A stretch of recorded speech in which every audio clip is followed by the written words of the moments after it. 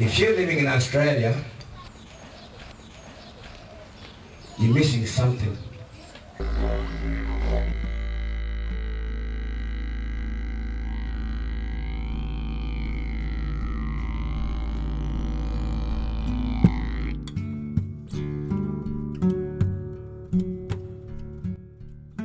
Yuni mainmak, nare jamamba ka balang.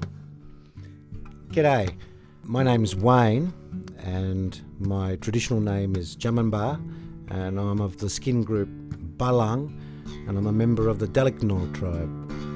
This is a story of the Aboriginalisation of a white Aussie family.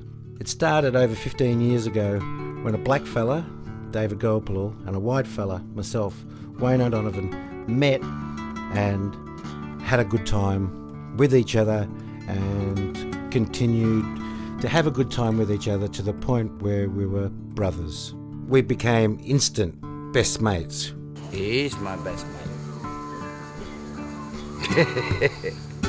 When I first met David, I took him for a ride on my motorbike and he so enjoyed the thrill that I think he thought he could give me an equivalent one, and soon afterwards I travelled with him back to Arnhem Land, where I was shocked to discover that traditional Aboriginal culture was alive and well contemporarily. Here we were a community of people that so embraced me as a member of their family, a whole community of brothers and sisters and aunts and uncles and grandmothers that cared for me as much as my own mother would care for me.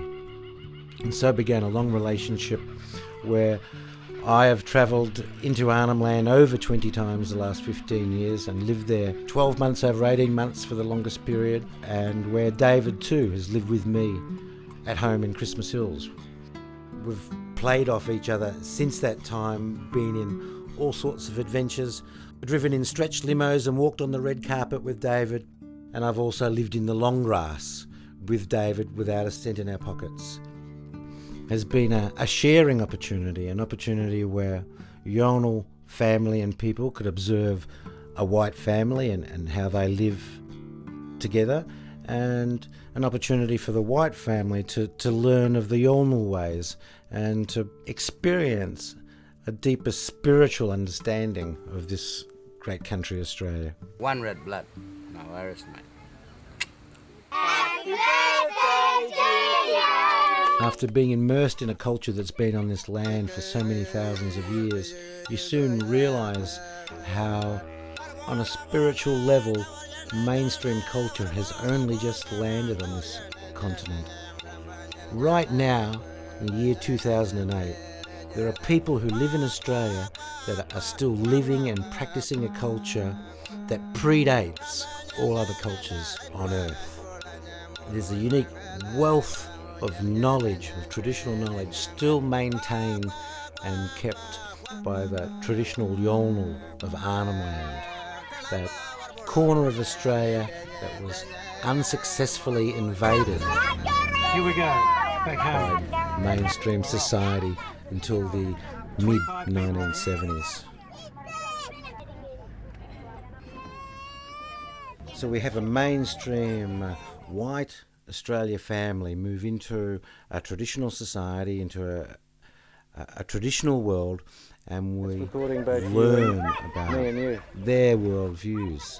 And there are chapters or areas that I'd like to explore with you that help illuminate some differences and similarities between the way we live our lives. The first one is Madayan, sacred things or sacred business. That's a painting of my father, my grandfather. And this is where I've been living. And that's all. I'm freelance anyway. I go hunt and fishing.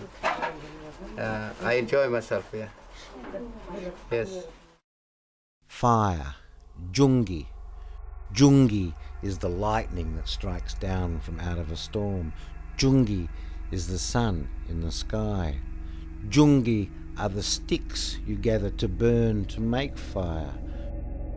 Jungi is the tree, so when somebody's talking about jungi, you have to be familiar enough with the conversation to know which jungi they're talking about.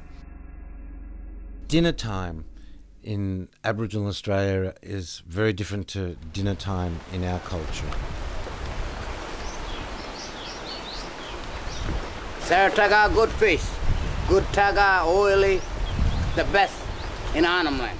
After having spent 12 months living in Arnhem Land and living off traditional fare, I, as a white fella, got really tired of having to kill something before I ate it.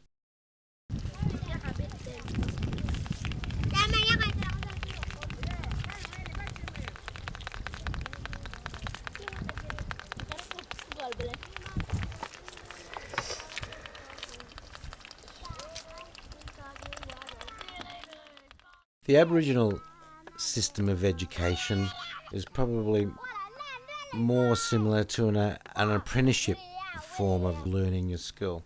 Grandchildren would spend a lot of time with their grandparents, grandmothers, teaching 2-year-olds how to dance and how to mimic throwing spears and hunt. And it's the grandmothers who take the children out hunting for the foods that you can dig out of the ground or obtain relatively easily. Monash Uni did a demographic study of Australia several years ago. The conclusion of this study was that in 50 to 100 years' time, all Australians will have Aboriginal descent, because right now the Aboriginal people of Australia are the most intermarrying group in Australia. That's why it's important to pursue land rights for Aboriginal Australian, because everyone's grandchildren are going to benefit from this. Traditional ownership is the land or the place where your mother visited when she was pregnant with you. So being a traditional owner means that you have to care for that land and ensure its health, so therefore you're ensuring your own health.